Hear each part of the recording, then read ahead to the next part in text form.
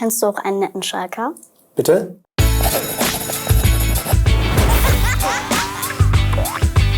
Hi. Hallo. Hallo, alles gut? Ja. Ja? Da bin ich mal gespannt jetzt. Wenn du heute an früher denkst, wer warst du mehr? BVB-Fan Kevin oder Profi-Kevin? Und wer war cooler? Ich war, glaube ich, immer mehr BVB-Fan Kevin. Auch wenn ich Spieler war. Ja, ich war, glaube ich, immer BVB-Fan und bin es immer noch. Und bist du auch BVB-Fan, oder? Ja. Ja? Sehr schön, das freut mich. Wenn du als Fan auf der Tribüne sitzt, meckerst du dann auch so wie die anderen oder bist du extra streng, weil du es besser weißt? Ich meckere auch so viel wie die anderen. Ich bin sehr emotional auf der Tribüne und reg mich oft auf, ja. Kennst du auch einen netten Schalker? Bitte? Kennst du auch einen netten Schalker? Oh, das ist ganz schwierig. Ja. Aber ich kenne 2, 3, weil ich mit dem mal zusammengespielt habe hier im Amateursport jetzt. Und wir haben uns schon angefreundet, auch wenn man sich dann immer wieder mal auch immer wieder mal Späße macht. Und deswegen, hast du denn Schalker Freunde? Nee. Nein? Nein? Ja, das ist doch gut. Was ist schwerer, 90 Minuten rennen oder 90 Minuten ruhig sitzen und nichts sagen? 90 Minuten ruhig sitzen und nichts sagen ist, glaube ich, schwierig. Weil du willst immer was sagen, du bist halt dabei und deswegen ist das, glaube ich, ganz schwierig. Wenn es im Stadion so laut ist, wie habt ihr verstanden, was der Trainer ruft und was für Anweisungen gibt?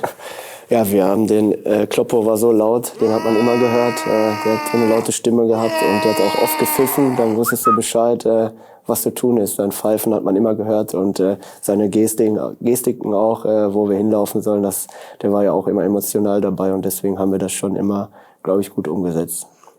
Wann warst du richtig stolz auf dich? Nicht wegen Fußball, sondern weil du als Mensch gut warst. Ja, ich bin immer stolz, wenn ich meine Kinder sehe und mal mit meinen Kindern alles mache und für die alles tue. Ich glaube, das ist das Schönste und es gibt nichts Größeres, als für deine eigenen Kinder oder auch generell für Kinder was zu tun. Und ich glaube, darauf bin ich stolz. Wenn du einem kleinen Fan einen Satz fürs Leben geben müsstest, was würdest du sagen? Gib niemals auf und glaub an deine Träume, glaube ich. Das ist das Wichtigste. Und auch wenn man mal einen Rückschlag hat, dass man immer weitermacht. Was hat deine Mama eigentlich zu deinen ganzen Tätowierungen gesagt? Ich hätte von meiner Ärger bekommen. Ja? Ja. Hättest du Ärger bekommen? Ja, die war auch nicht am Anfang begeistert, aber wenn man einmal mit einem Tattoo anfängt, hört man ja leider nicht mehr auf. Was heißt leider? Ich glaube, ich habe auch ganz coole Tattoos, haben auch alle eine Bedeutung. Ich habe meine Kinder drauf, die Uhrzeit der Geburt von meinen Kindern. Dortmund habe ich auf meinen Schienbein und Wade und hat alles eine Bedeutung und deswegen finde ich die Tattoos eigentlich ganz cool und meine Mutter hat es dann hinterher auch akzeptiert. Tut Haare implantieren sehr weh? Der erste Tag oder die erste Nacht war die Hölle. Während der Operation tat's nicht weh, aber die erste Nacht war schon hart und danach ging's eigentlich auch und es ging schnell vorbei. Und jetzt habe ich ja, wie gesagt, keine Geheimratsecken mehr. Du hast doch bestimmt schon mal einen Trainer genervt. Wie macht man das, ohne Ärger zu kriegen?